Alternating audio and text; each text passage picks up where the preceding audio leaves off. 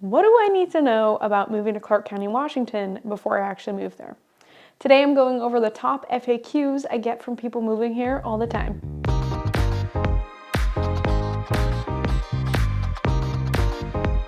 Hey, I'm Hannah Dubyne. Welcome back to the Living in Vancouver and Camas, Washington YouTube channel. I'm so glad that you're here.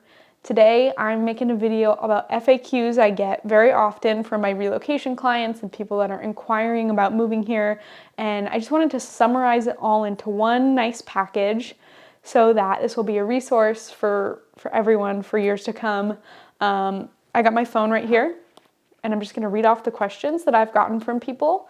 And if you have additional questions that I don't answer in this video, I'd love to help you out with them, so feel free to leave them down below in the comments. And we're gonna get right into it. Okay, top question that I get all the time is, what's the winter weather like and does it rain all the time? So we do have a distinct winter here for a couple months, and it rains, I would say, about like half the time or maybe a little bit more. It's either sprinkling or it's lightly drizzling. We have our occasional days where there's a downpour, but it's not a constant downpour, maybe like the movies make it seem. And for the most part, our skies are gray. We do have sunny days in the winter, but mostly gray skies. So always recommend to people coming from a warmer place to take vitamin D, take a vacation, and get one of those lights that shines on you. Classic question to get for a metro area: how's the traffic? In my opinion, the traffic's not bad. Granted, I'm usually not driving during main rush hours because I work from home early in the morning, and then in the evenings I'm gone somewhere, so I'm not necessarily driving home. But if you live on the outskirts of town, you live in Ridgefield, you live far out in Washougal, yeah, during regular rush hours like 7 a.m. to 9 a.m. and 4 p.m. to 6 p.m., you're gonna hit a little bit of traffic. But it's not gridlock and it's not hours and hours and hours. It's like maybe an extra 30 to 45 minutes depending on where you're going and how far you're going. Other than that, I think that traffic in the area is pretty dang good. Next question I have is, are people here nice? Which is a super important question. From everything that I've seen and known living in Washington my entire life, the answer is yes. People here are really nice, even to strangers. And I get that comment a lot from people who moved here from elsewhere. People here are so much nicer than other places, like especially the East Coast, where it's hustle and bustle kind of culture. You know, you run into a problem at the grocery store, your car's not working, someone's gonna help you out. They're nice. They'll talk to you in line at the coffee store. So it's all good here.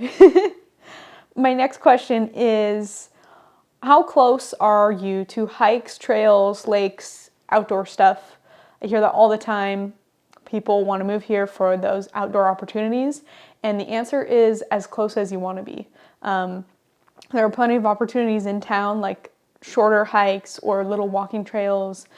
We've got Camas Lake, Round Lake, Vancouver Lake, all really close to the metro area. You can go a little further out and go to like Lake Merwin.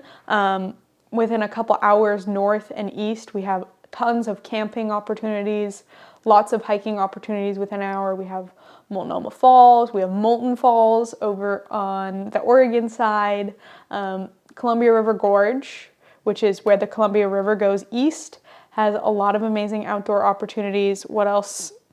Hikes, trails. I mean, we've got Mount Hood just a couple hours away. If you like winter sports, that's a great option for you. We also have not the Oregon coast.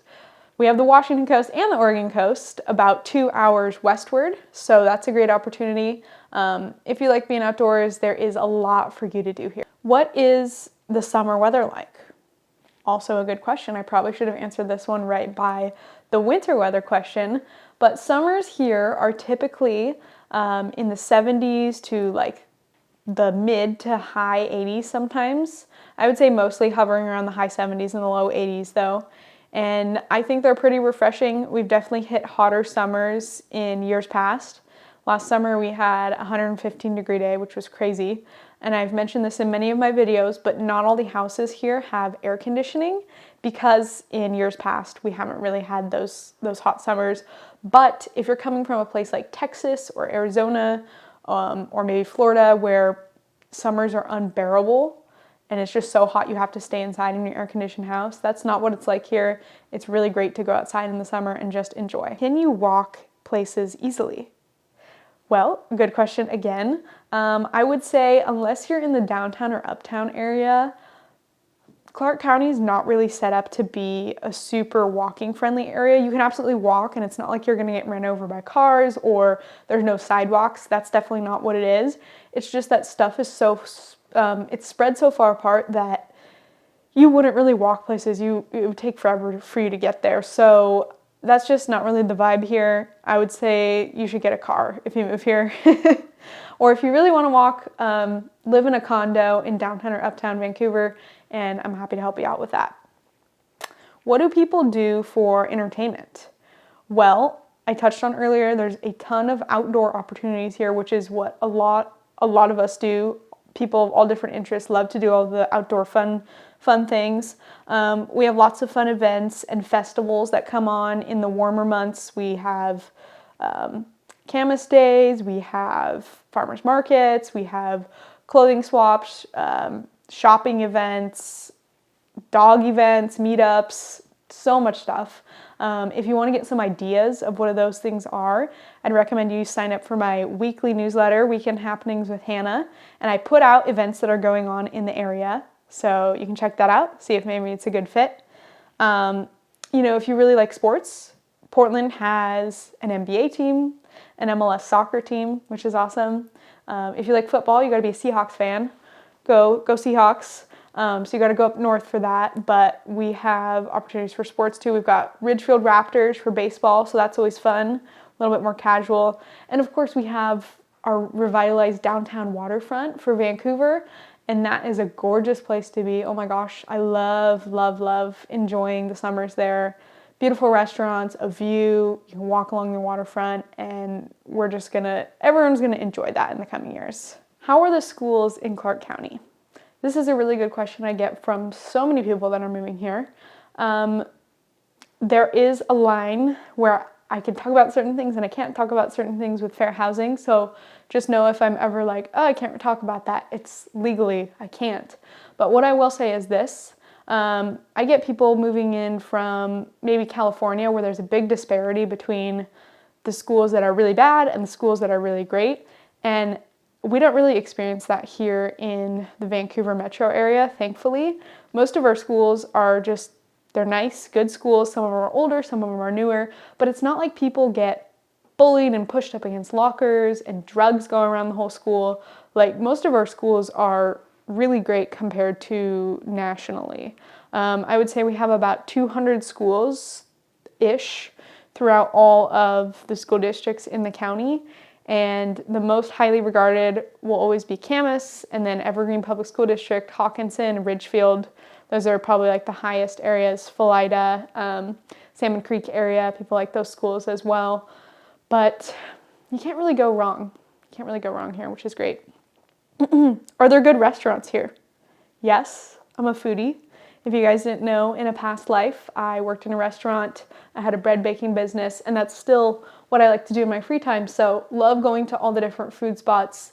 We have a lot of great restaurants, both casual and on the more high-end side in Vancouver and Camas. We've got nice wineries here as well. And if it's not in Vancouver, then it's certainly in Portland, so you can go drive over there super quickly and all of your food needs will be satisfied. Another question I get a lot is, how's the homeless situation? Obviously, this has become a big point in the news with Portland being highlighted so much, like spring of 2020 with all the riots and then the homeless issues. I almost never go to Portland personally. I don't do business in Portland because I don't appreciate how they're handling things over there. And thankfully, we're not really seeing much of that over here in the Vancouver side.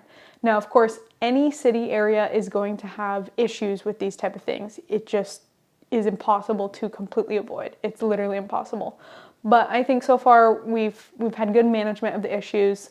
We need to keep voting in the right people to make sure that they're actually taking care of those things and that no issues get out of hand.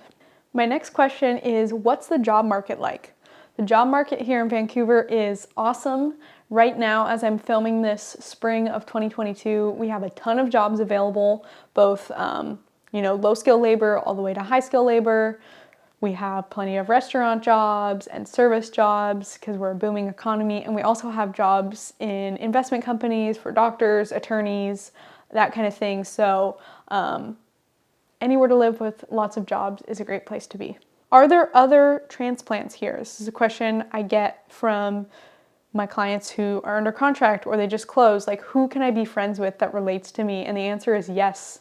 There are a lot of people that have moved here in recent years from other areas, and certainly there will be people that move here from wherever you're moving from, and so you will definitely be able to find those people to relate to, and you'll find your group that you fit in with. So don't worry about it, it's all good.